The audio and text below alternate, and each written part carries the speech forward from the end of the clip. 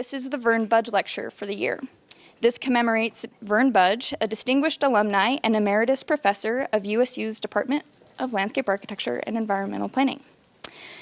Vern received his BLA from Utah State in 1965 and his MLA from the University of Illinois in 1967. Vern was a full-time faculty member in the department for 36 years and contributed greatly to the department's national reputation for quality education. Vern was recognized as the department's Teacher of the Year and Advisor of the Year many times. Much of his success in the classroom came from his belief that practical application of the classroom information is the best teacher. And I think we all like to work with our hands, so we like that a lot.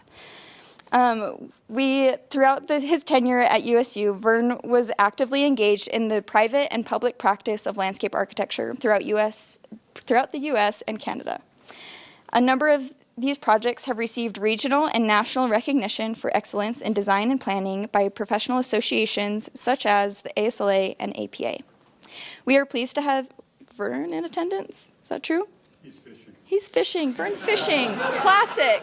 A classic Utah State issue. All right. Well, he was here last time. Don't forget about the speaker series theme of rhythm for this semester. Rhythm organizes, structures, and sets elements into motion, creating a sense of harmony and connection. The exemplary work we see throughout our profession enacts rhythm amongst the different use cases, parameters, and design elements. Keep asking yourself how the speakers that we have this semester might each be exemplifying this notion of rhythm in their practice. So to give our speaker a proper introduction, PhD candidate, instructor, and freshly appointed Director of Digital Innovation at OJB, Phil Fernberg will now take over. Just project. All right. We're going to move these things so you have a little more room here, Jim. But, okay, so there's a couple of things that I would really love to tell you about Jim, and the best way that I'm going to tell you about Jim is about talking about myself, of course. I'm kidding. So I want to throw out a few numbers to you. So the first one is, there's no marker here, so I'm just going to throw it out there. 1989. This is when Jim has just recently graduated with his Bachelor of Landscape Architecture from Louisiana State University. Go Tigers. I'm also an alum of that program. And starts the office of James Burnett in Texas. And perhaps little did he know at the time, he would create one of what I think is the most signature firms of this generation and create some of the most high-quality work that you can see. And another number, 2017. That's the first time that I met Jim via meeting one of his projects. I walk through Clyde Warren Park while I'm living in Louisiana, and I'm feeling so immersed and so restful in the middle of what is otherwise a very stressful part of town in the concrete jungle that is Dallas. And I think that there's a really good reason for that. And what I saw there when I later did a little bit more research on OJB is that there's been a through line through all of their work, which is a focus on healing the landscape itself and healing people through the landscape, and doing that through the design and a careful and thoughtful design of high-quality public space. So there's two things that afterwards, whenever I heard about things about Jim from then on that were apparently iconic to him. One of them is that he is an amazing designer and that firm is a high design firm of all firms. The second thing I always heard was that Jim is really good to people. He's good to his clients. He's good to the stakeholders. He's good to the people that are on his team. And I was surprised and not surprised to find that when we had the privilege of meeting in the LAF Fellowship for Innovation and Leadership had a symposium that I spoke at, and we sat next to each other at dinner. First of all, he knew where my nondescript suburb of Southern California was, which I thought was great. And then he invited me down, and they said, we want to bring you to OJB to keep pushing the envelope forward of innovation in technology. And you would think at a firm that has such a legacy that the people who would maybe be the most reticent to do new things and innovative things would be in the highest echelons of leadership. Jim is not one of those people. He is an innovator. he was the person, he was steps ahead of me and everyone as we're talking about what's the future of technology and design look like. And it just seemed to fit form from what I had heard from him. So I'm really pleased to introduce Jim to you, who is going to be our lecturer. He is the president of the Office James Burnett, otherwise known as OJB.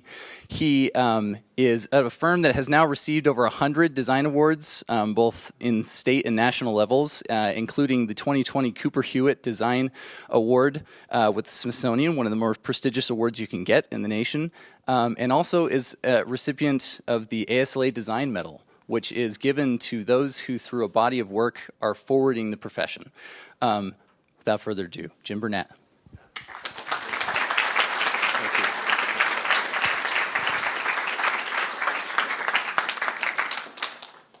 Wow, what an introduction. And what a great warm-up band to have Dave and Chris and Phil here. I don't need this, do I? Okay. You're in a great place. Is that working? Okay, good. Utah State is an amazing school. This problem with forgot to turn. And three of our superstars, Phil being the latest one that we just hired, came from this program. You have one of the strongest programs in the country. It's, people want to be here, and the people that teach you, the people that your professors, especially the folks I was able to visit with today, they really care about you. I mean, that says a lot. So be happy that you're here at Utah State and that you have so much to look forward to. You're also in a great profession, landscape architecture. We need about 10,000 more landscape architects, in my humble opinion, right now in this country. And we're going to hopefully kind of help us work out of this climate, or at least mitigate a lot of the climate struggles and challenges that we have going forward. So, you're a great school, great profession, and only good things going forward. So I'm going to talk a little bit about parks. I'm also going to talk a bit about kind of some of the background, things that inspired me. And I went to school at LSU, and in Baton Rouge, and did the 5-year BLA program. I know there's different variations of programs here. Drew Hill, who is here and one of our superstars, graduated 2019, and he's done so much for our office to kind of revolutionize the way we look at projects, the way we look at visualization, the whole digital kind of side of our firm. So, and we expect that Phil and Drew will continue to do great things. We talked to Ben last night about possibly having some type of joint projects together going forward, and I think that would be fantastic. So I started my career at CRSS. We were evidence-based design firm, big A, big E, kind of architecture and engineering, but planning and problem-seeking, which was the term they used for programming, was a big part of CRS. And I was in Dave's class today talking about site analysis, cultural analysis, social, economic, environmental analysis of sites. And I think CRS taught me a lot about how to listen, how to discover what is the truth of the project. And in lieu of going straight into form making and fashion design, basically on paper for projects, we really took a lot of time looking at what's the history of the property, what's the goal of the property, what's the demographics, who's going to use the property, why are they going to, what's going to be the impact for that project. Dan Kiley was one of my early heroes, and the president of CRSS, when I was there for 5 years, was such a great ally and believed in me so much that he had worked with Dan at Eero Saarinen's office. He was part of the whole Peli, Saarinen, Tony Lumsden, Kevin Roche, that whole group. So he said, look, I've talked to Dan, you need to go see him. You need to be in a landscape practice, not in a multidisciplinary practice. And so I went and met with Dan before I started my own practice and decided that that I wanted to still do it my own way. I also was inspired by Peter Walker, the way that Dan kind of simplified landscapes and made these beautiful, elegant kind of European geometries. And they scaled from Columbus to really big projects like Air Force Academy and some really notable projects. And then Pete really brought the art component to the projects and was a big inspiration as well. My last year at CRSS, Pete and I were working on a project. We were the landscape architect of record for a project, and got to know him very well. And he said, and I was going off to graduate school in architecture, leaving landscape, and he said, "You got to stay. Please stay in landscape." He said, "We need people like you." And he said, "You're going to be competing with, 50,000 people in architecture. You could really make a difference in the profession if you stayed in landscape architecture." And I'd already been accepted at Cranbrook. I was going to Bloomfield Hills. I was on my way and decided to stick with landscape. It wasn't all Pete, obviously. That was just another factor, but you know how the universe kind of gives you different things at different times. It was a really important moment in my life.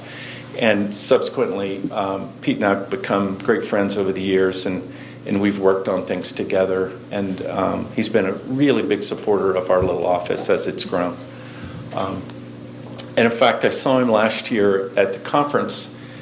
Is there any way to turn down the lights a little bit? It seems really bright in here. I don't know if that's possible or if we... there he is, 89 years old, and he's asking me, "Okay, what new jobs do you have? What do you have going on? Tell me about your clients. What's going on? Are you getting to bigger scales now?" I mean, he is sharp as a tack at 89 years old and still wanting to know what, gets me going each day. So, wonderful person. Early on, so I left CRS, started working on my own. The first projects that I worked on were healthcare projects. Sounds kind of boring, and I actually said there's room here to make a difference. I didn't see where Halprin or Kylie or any of the kind of my heroes were working in healthcare, and I helped an architecture team in my first office. I rented a desk from them. I helped them win a big competition for a replacement hospital, and it was for the Sisters of Charity, who really believed in mind, body, spirit, right? They were focused on healing healthcare before it was a thing. And I talked about it. We had a 4-hour interview. So landscape got a whole hour in the interview, which is rare. We won. They told all 4 teams it was because of landscape. The other 3 teams didn't have a landscape architect in the interview, and that was 1989. Those other 3 firms called me. So all at once, my firm went from me and an intern, a Rice intern, an architect, not even a landscape architect, but we started growing and we started to work on more healthcare projects.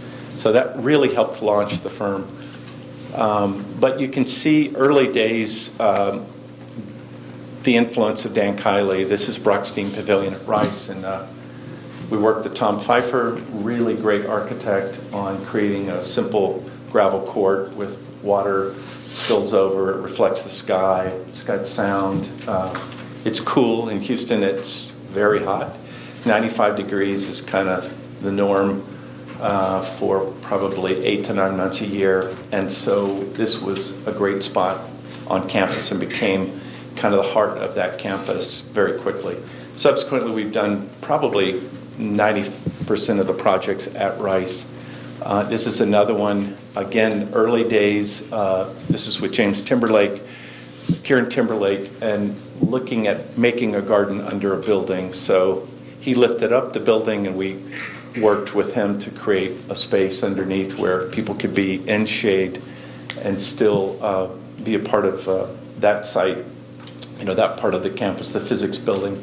And this is a really important path through campus, so people will rake their hands through the water as they walk through. So you get the immediacy of being next to water, but not away from it. You can actually touch it. People were sitting on the deck, felt like they were kind of connected to the water as well.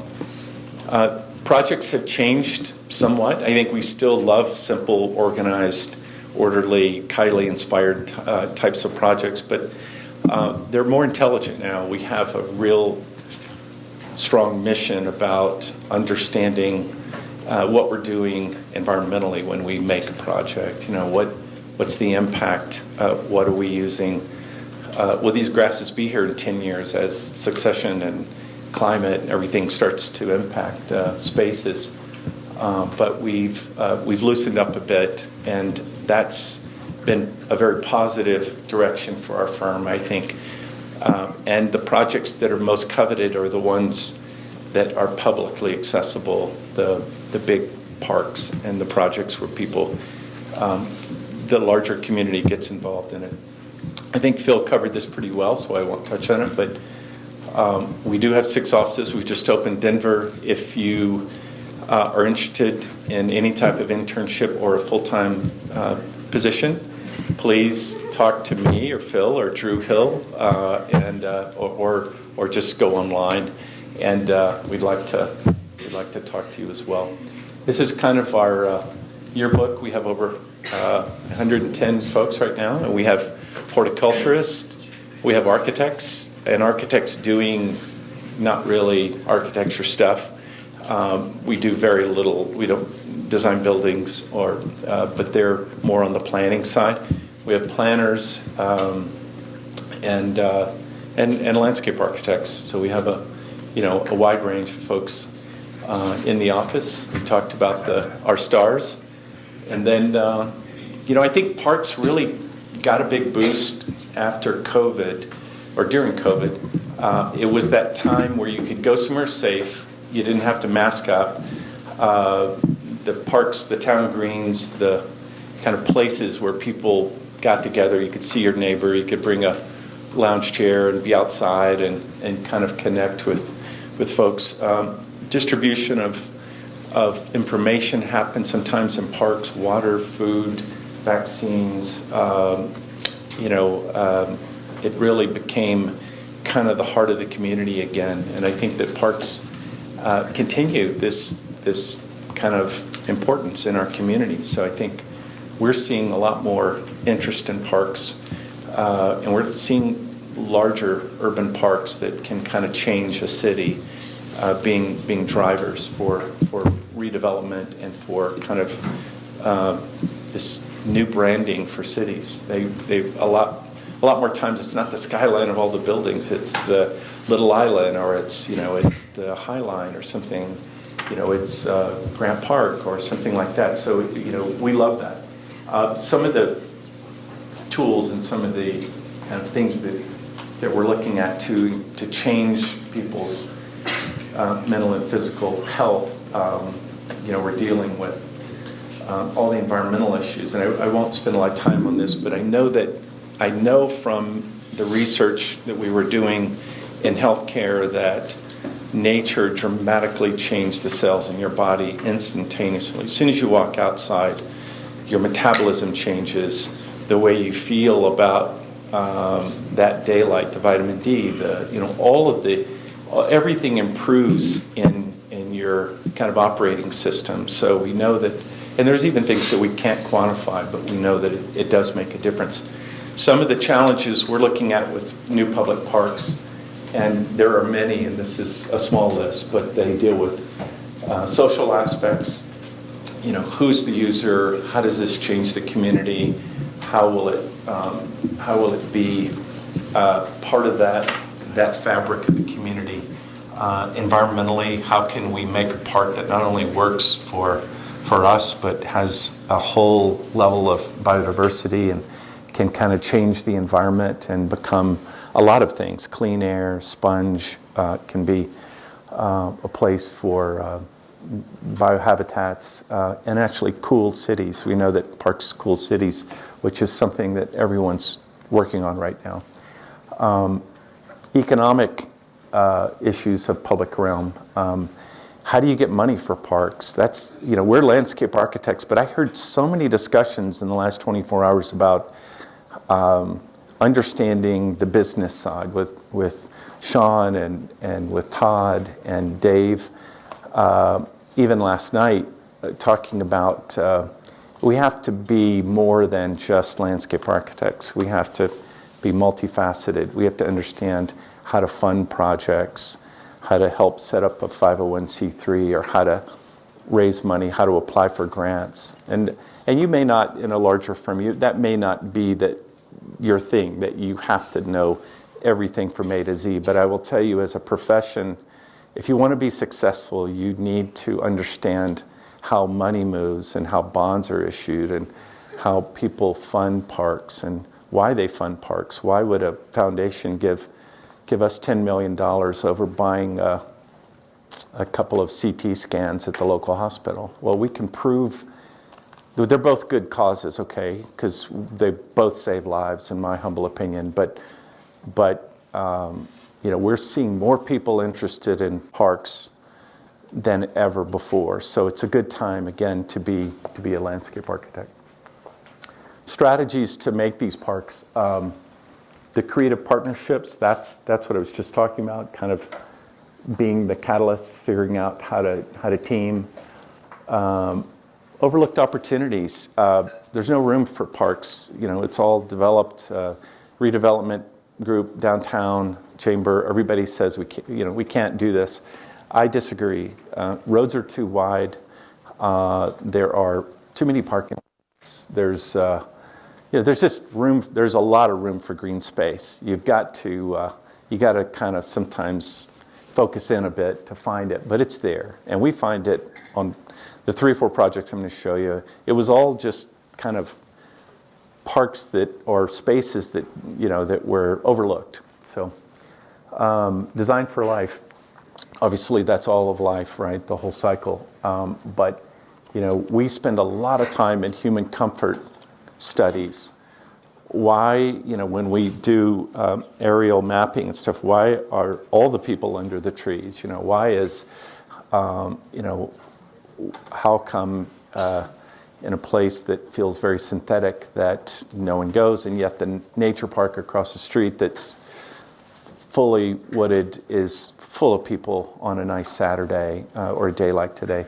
So looking at design for life, create nature-based intelligent designs. That's this idea that, and I thought Todd had a great example of McHarg and Steinitz, and understand that. Also understand what is important to take from that to make your plans. We're still going to make plans. We're still going to move dirt. We're still going to change environments. So do it in an intelligent way and design equitably. Look at the whole community. So many times projects are focused on 6 square blocks, or this part of the community found the money, and it really should be citywide. Looking at, and I'm happy to say that a lot of our projects, even right in the heart of the city, are visited by people on buses and on transit, and so it really shouldn't be an 8-block TIF only for the fat cats and the $1 million condos. We should look at things holistically in the whole community.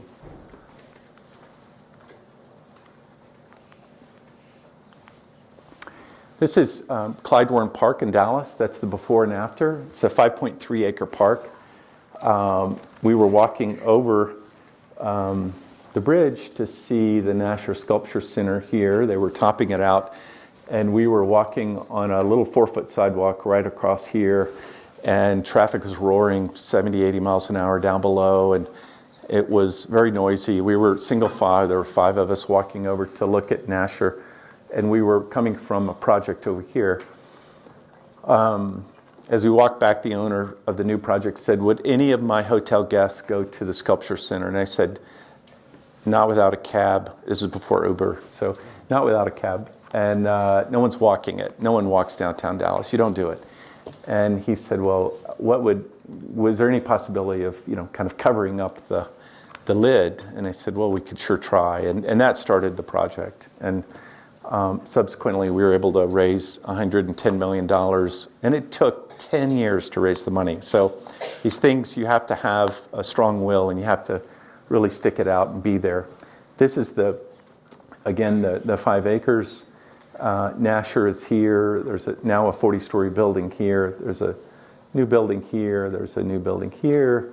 DMA has just issued an international competition. They want to flip the museum and have an entry on Clyde Warren.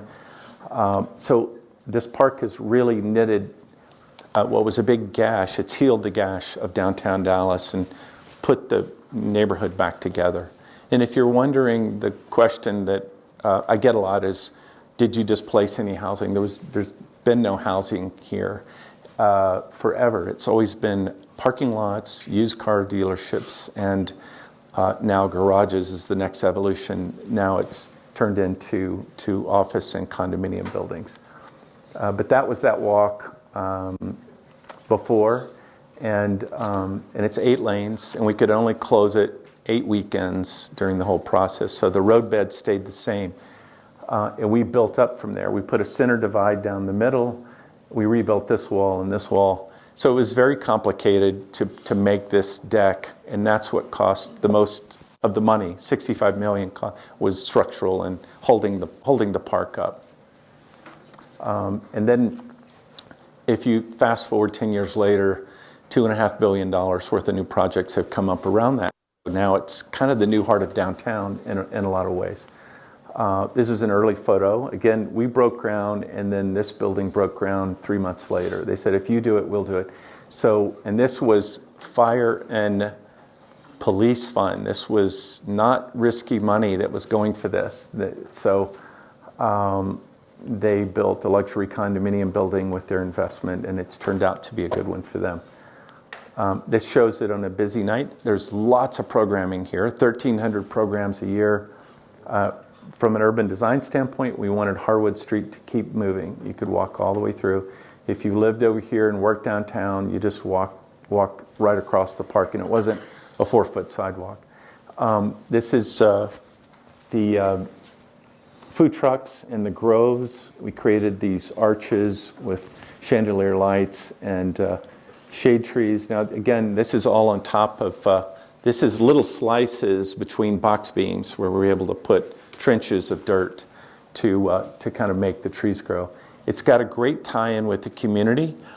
The symphony, the ballet, the opera, they all have simulcast here. Many people, for the first time, experienced a really significant cultural event free at Clyde Warren Park. And that's another great thing about it. The classes start under the Performance Pavilion at 6 in the morning, and then they're sponsored. Everything is free in the park. The food is not free, but everything else is.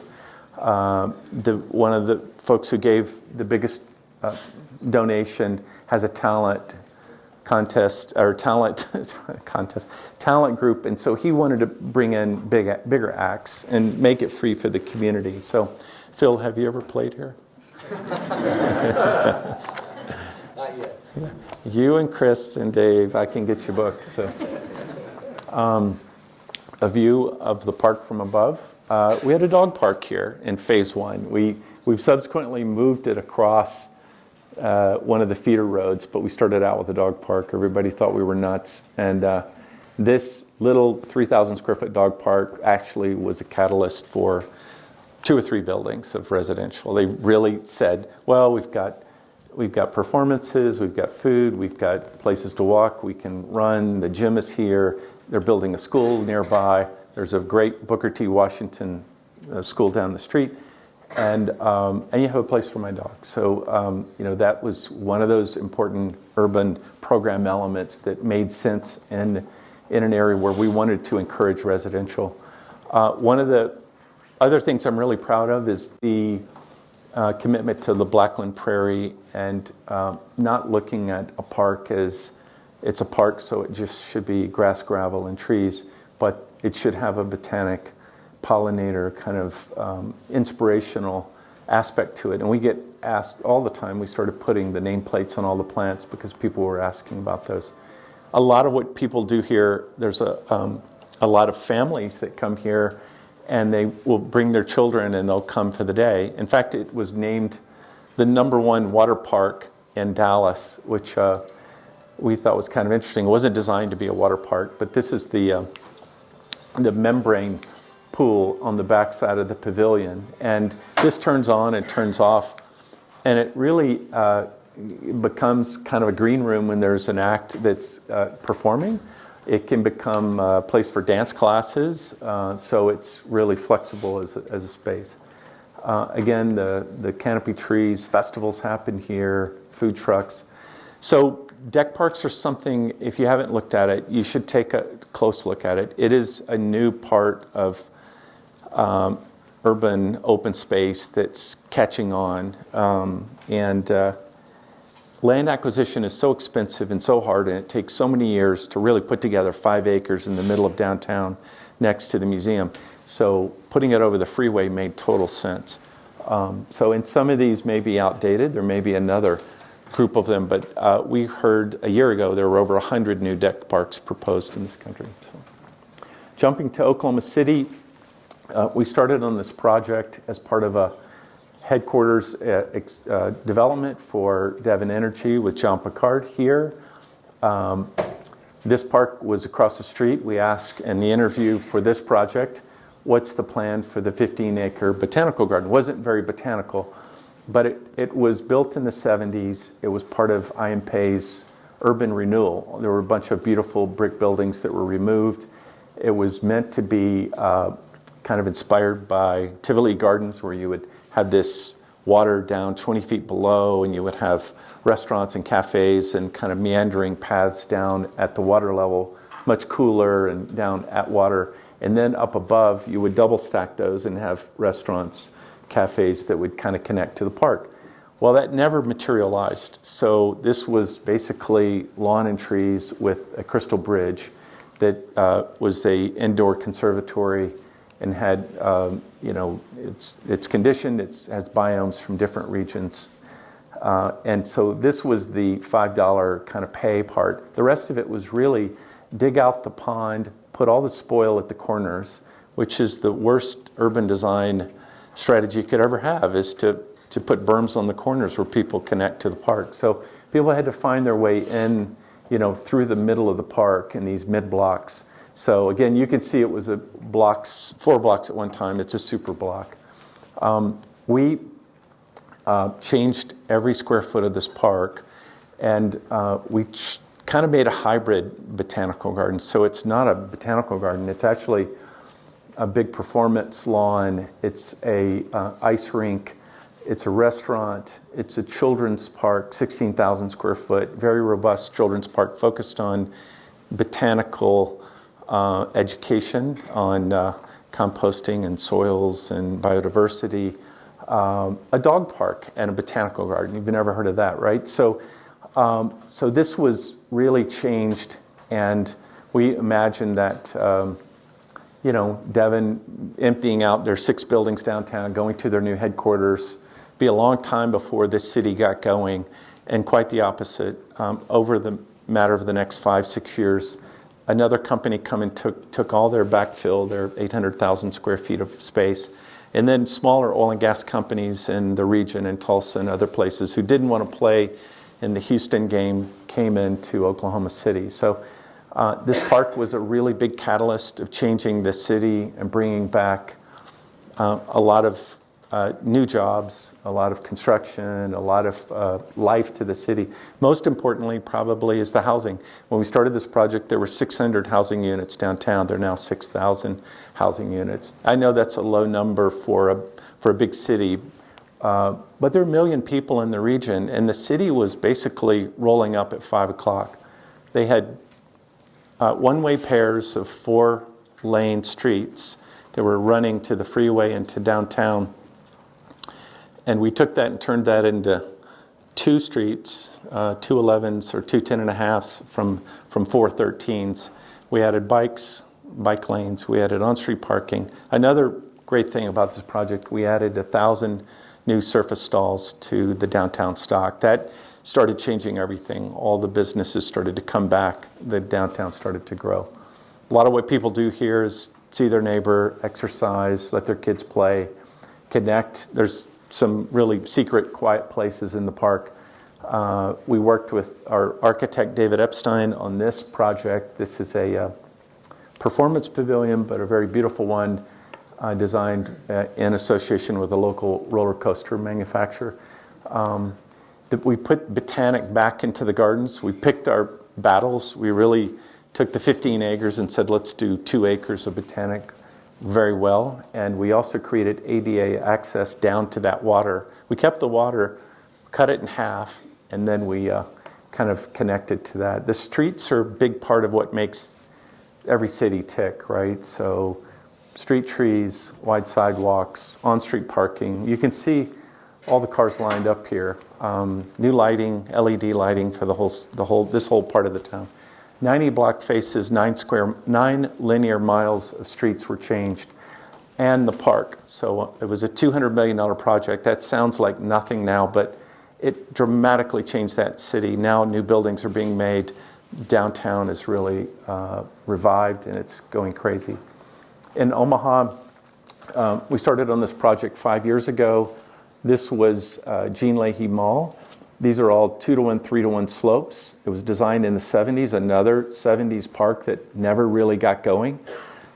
This is north side and south side of downtown. The really only good connector was either on the pedestrian sides of the roads or this one bridge in the middle of the park. So you had a park that was 8.5 acres downtown, and it was beautiful to look at from your office building, but there was not much to do other than stay on the trail and then kind of loop back around. But we said we're going to get rid of half the water. Are you okay with that? Well, some people got a little nervous, but it worked out in the end. We have this large kind of town green, the heart of downtown Omaha. We have this large sculpture and sponge park, which is a creek that runs through it. There are temporary pads for sculpture.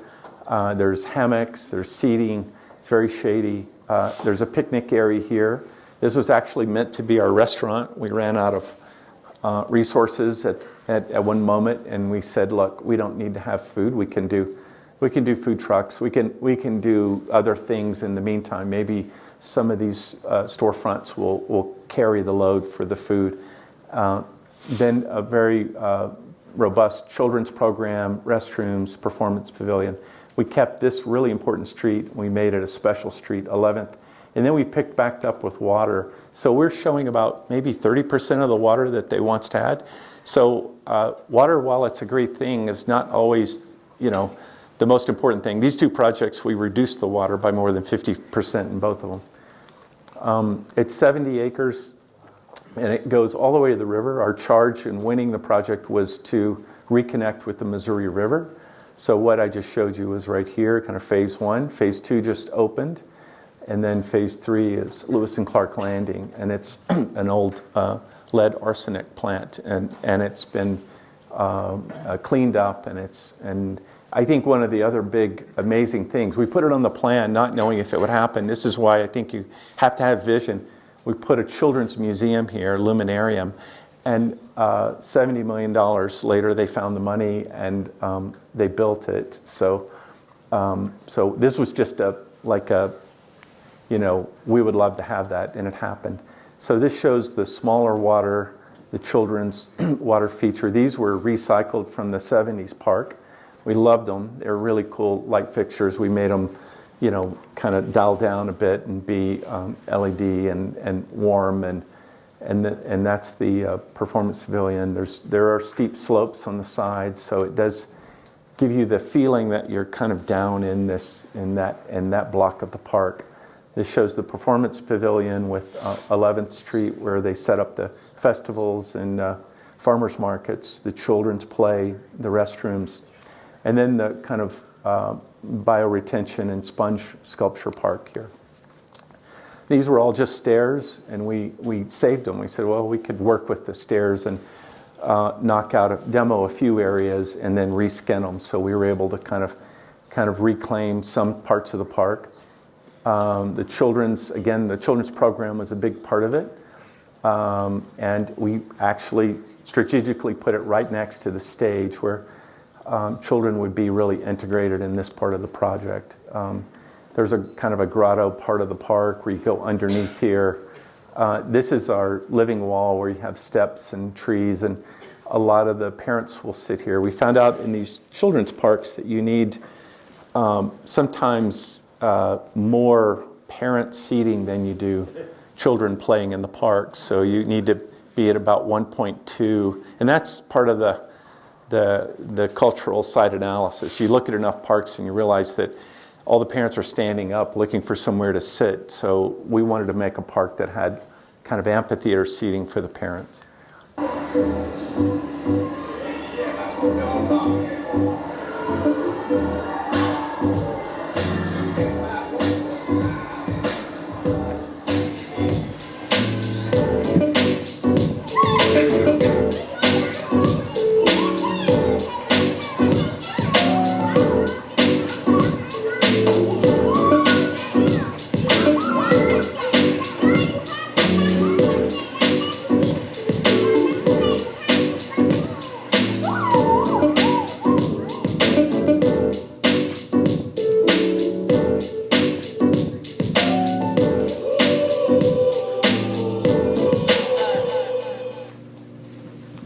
So this is one of the temporary sculptures here, and there's 5 of them. You can buy the sculpture if you want. They stay here for 2 years. It's a great program. These are well-known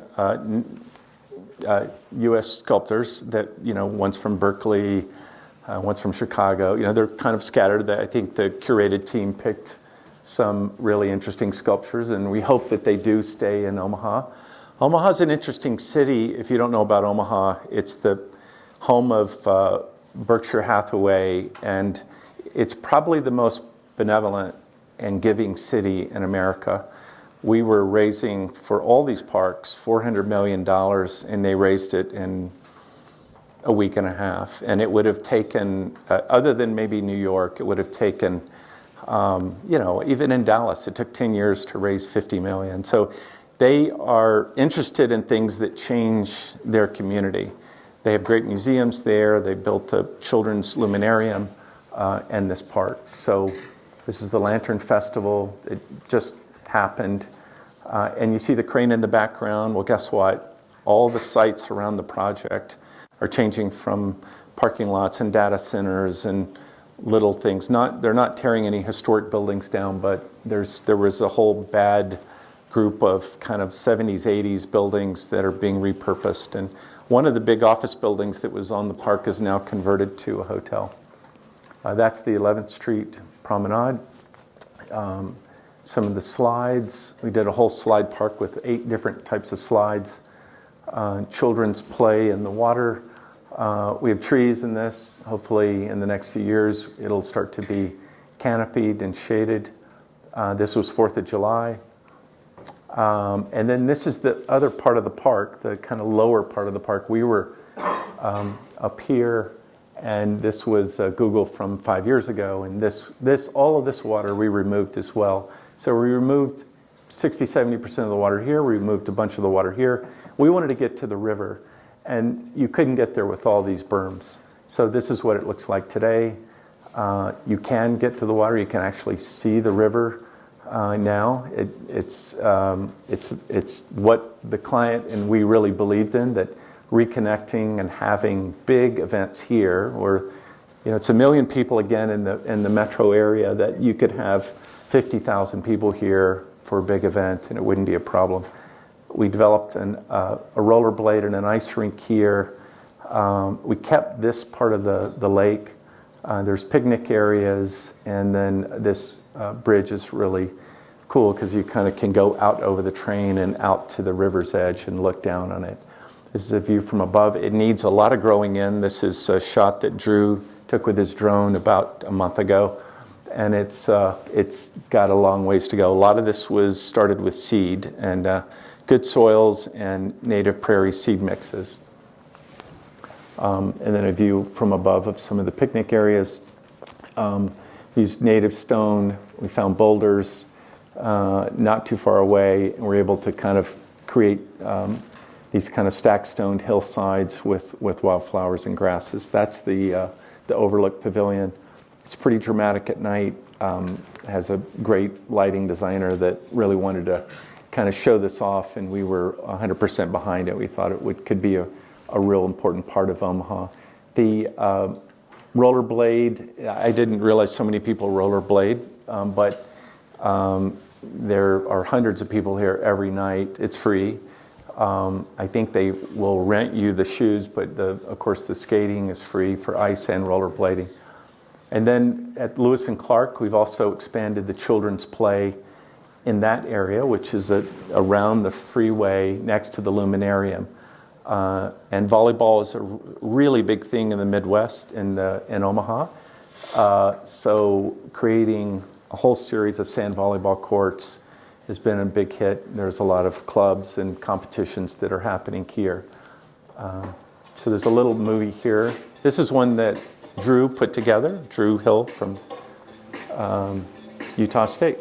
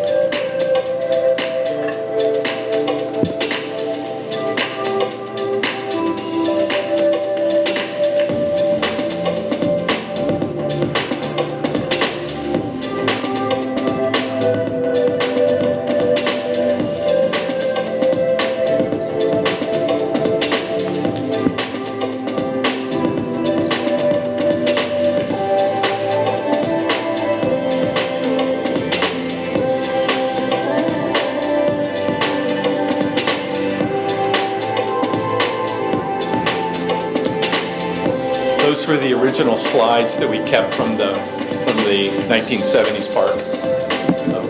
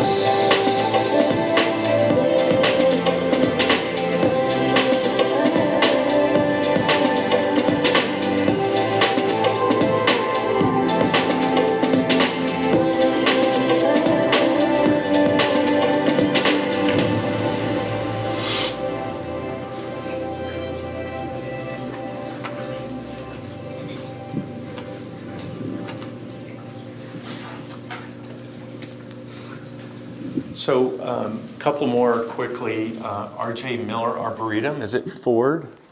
Their headquarters in Dearborn, Michigan. This is what we found. They call this an arboretum. We were kind of surprised that this was an arboretum.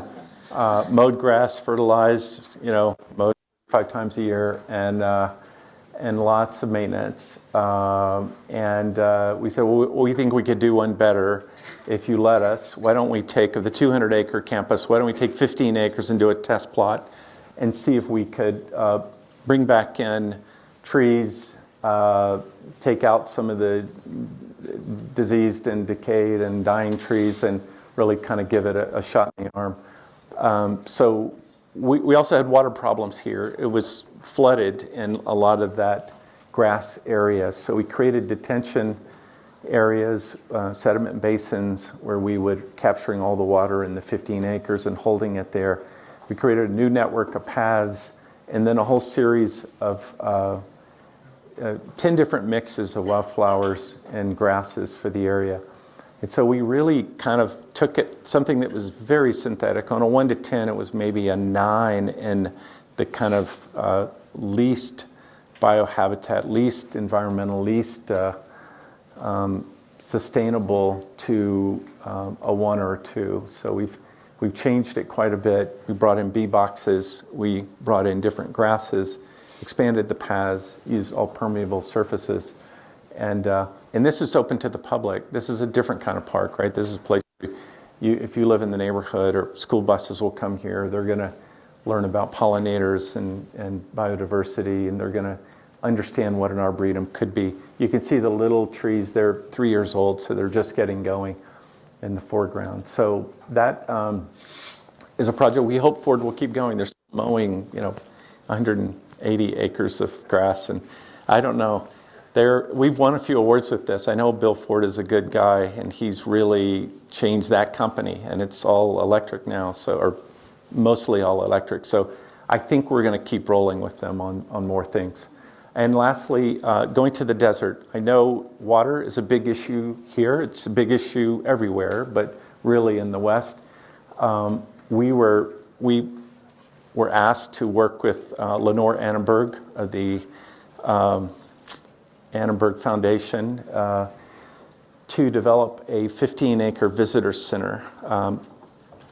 She and her husband, Walter Annenberg, bought 200 acres in the 60s. They hired A. Quincy Jones, a notable mid-century modern architect, to design their house. They did some interesting things. Some of them were really beautiful and interesting from maybe an art and beauty standpoint. Some of them were not very sustainable. They built their own private golf course. And this is in the 60s. Eisenhower spent time there. That was kind of his West Wing in a way, or his Camp David. Every president since Eisenhower, with the exception of the last two, Trump and Biden, have spent time at Sunnylands. And it was used as a place where the White House could kind of take it over, and they could have high-level retreats here. 15 acres of blow sand, creosote bush, and some natives, but it was not much there. And the desert turns on and turns off, so it looks really amazing a week after a big rain. But you look at the San Jacinto Mountains, and so it's really beautiful at sunset to kind of look in the distance. So there's the estate and the 150 acres or so next door, and then we did our 15-acre slice next door to this. The desert is an amazing place with the colors and the textures and the blooms. I think people forget about the blooms. There's so much to offer here. We were inspired by Mrs. Annenberg's love of impressionist, post-impressionist paintings, and we thought if we could take this large mass of single species plantings that are native and paint them throughout this landscape, that we will have been successful. And this is the sketch that we did, I did for the project. You come in off the road, you don't see the visitor center. This is a little simple white 15, it's a white mullions with a glass, and you kind of look through it. I'll show you a view of it in a minute. But this was Fred Fisher, a really great architect. But you kind of come around, and we berm this area, and then you see the building, and you go into parking, and then you can walk the grounds. It's publicly accessible. It's free. They have hours of operation, but it is a park you drive to in the Coachella Valley and the Sonoran Desert. This is our wildflower kind of restoration zone.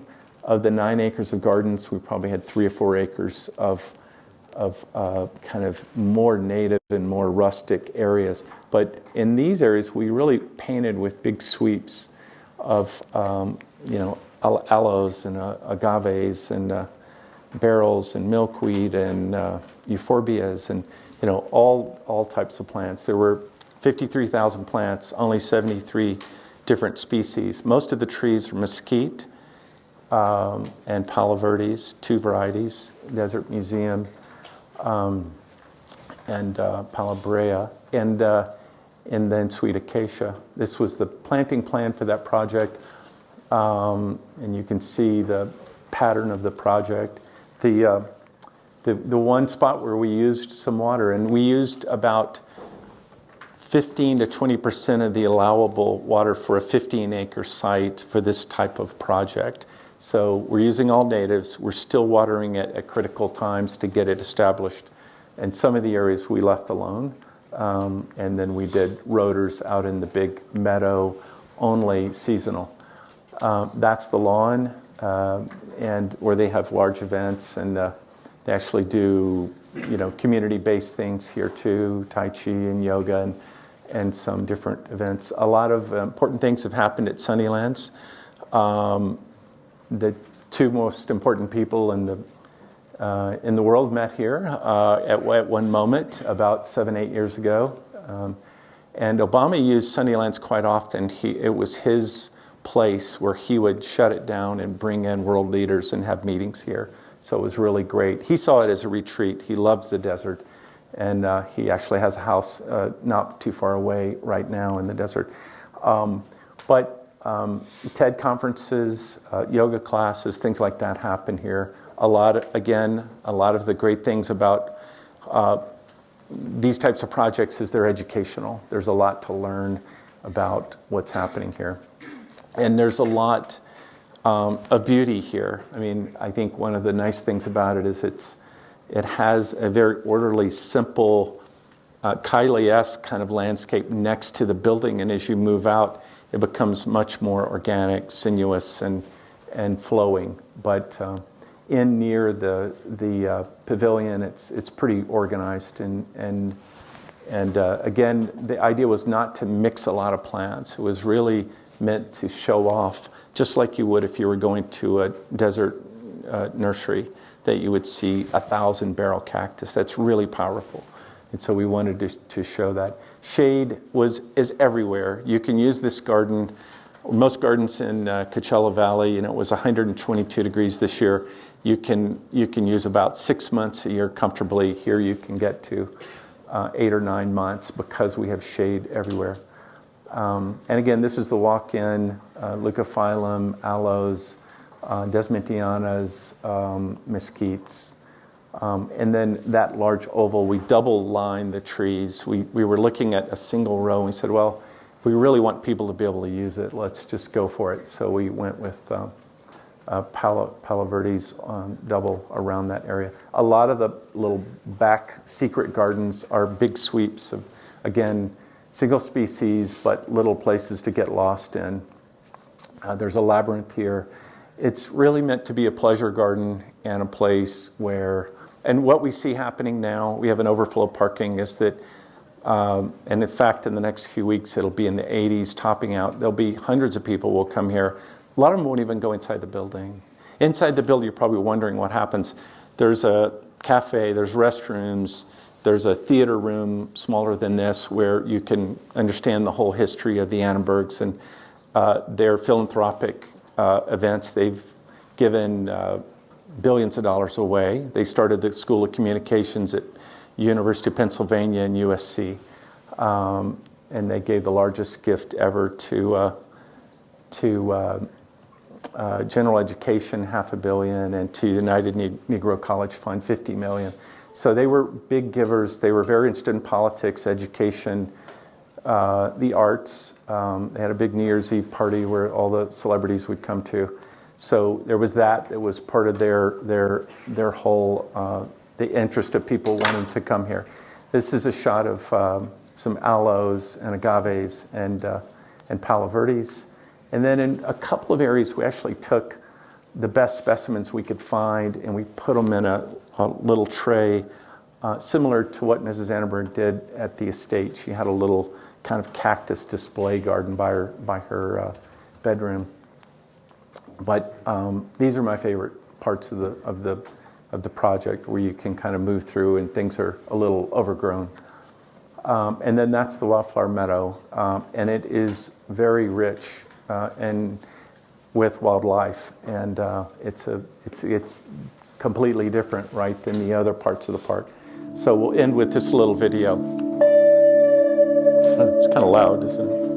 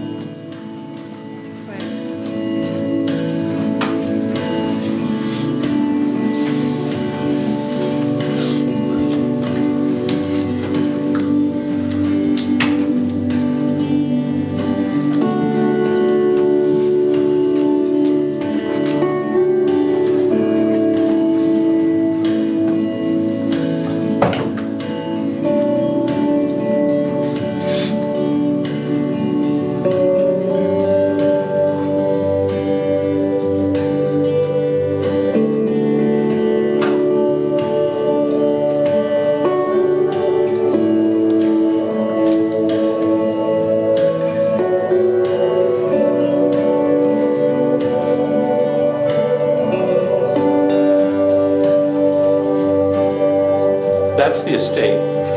We did not have anything to do with this. This was the Quincy Jones project.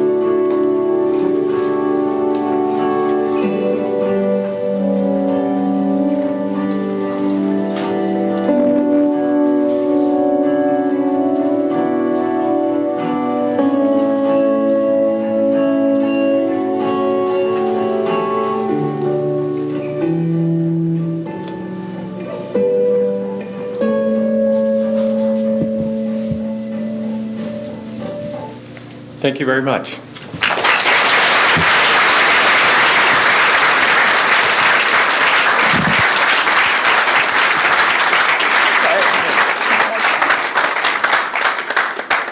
Awesome. Thank you so much. We're going to do a quick Q&A.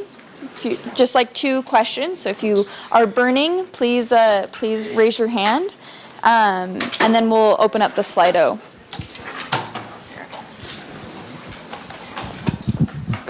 I've seen a few parks by OJB in Houston. I had the opportunity this last March, and I've noticed a few like design choices that seem to be consistent throughout your parks. Are there things that you, like a list that you have for some of these parks that you're designing that you like to apply to each of them for that consistency? And is that for, you know, recognition of the firm or just things that you found work well?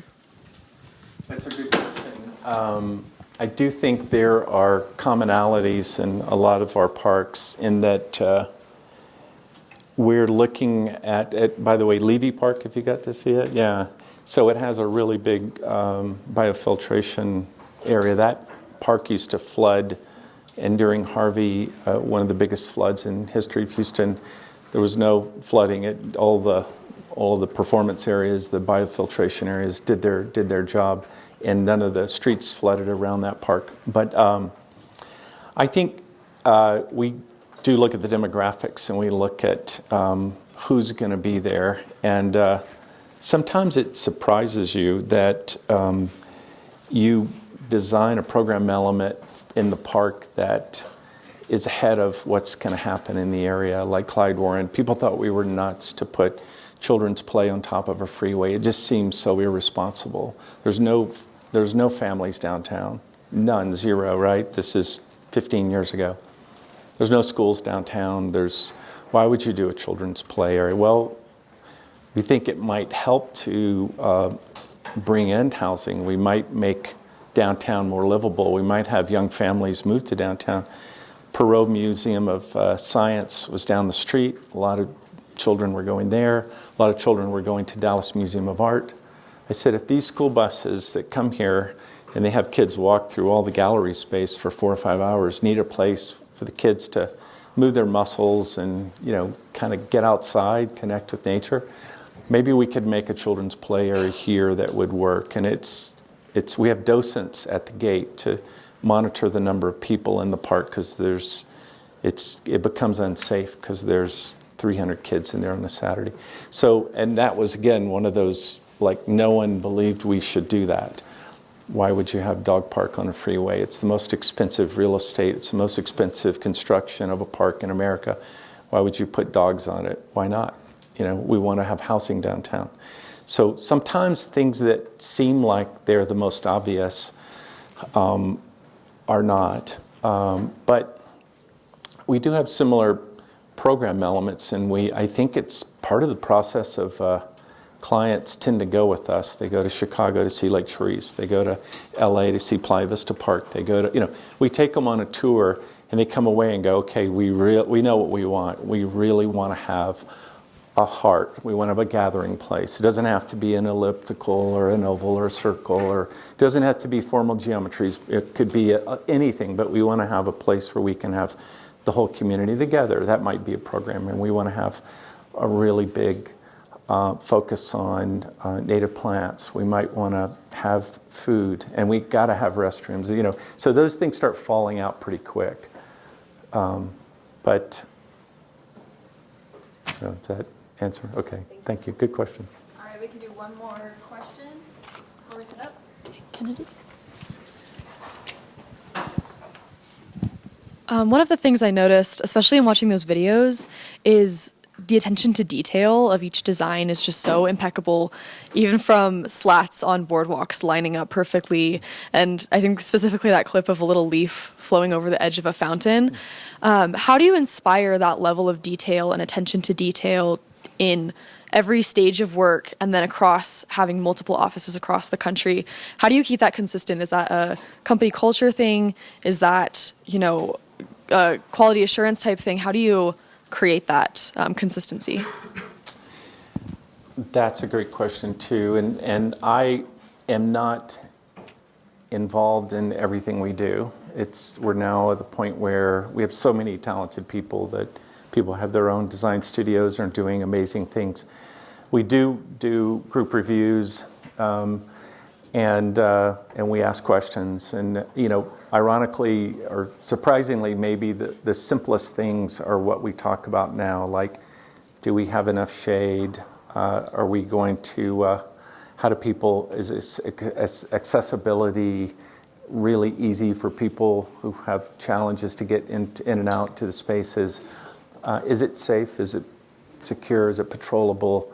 I mean, it's different things, but down to that detail, I really appreciate you saying that, because like that fountain, that was back when I was pretty involved, and Dylan and I worked on that fountain for a long time, that stainless fountain where it actually drops, it's only about 18 inches high, but it drops down another 1.5 feet. We didn't have to do that, right? We wanted to make echo, so we were like, what could we do with the least amount of water in the desert that would give the biggest impact? And so we were looking at making the water drop, and you can hear it coming out of that little 4-inch slot. And and then having it go to stainless was a bonus, because the one at Rice, the first one I showed, was we wanted it to be black granite. It ended up being concrete. We only had $80,000 to build the fountain. So things, you do things for different reasons. But the Sunnylands fountain was great. I think it's the people that are on the team that see things, and they're always showing each other, look at what somebody else did. And we look at architects' work a lot too. I mean, anything that's beautiful, we're interested in. So, but thank you. All right. Oh, sure. Okay, so thank you everyone for being here. Again, if you need attendance credit, log on to Slido, follow these wonderful instructions if you haven't already, and meet us upstairs for a nice little treat. And if you have more questions, we can continue this discussion there. Thank you.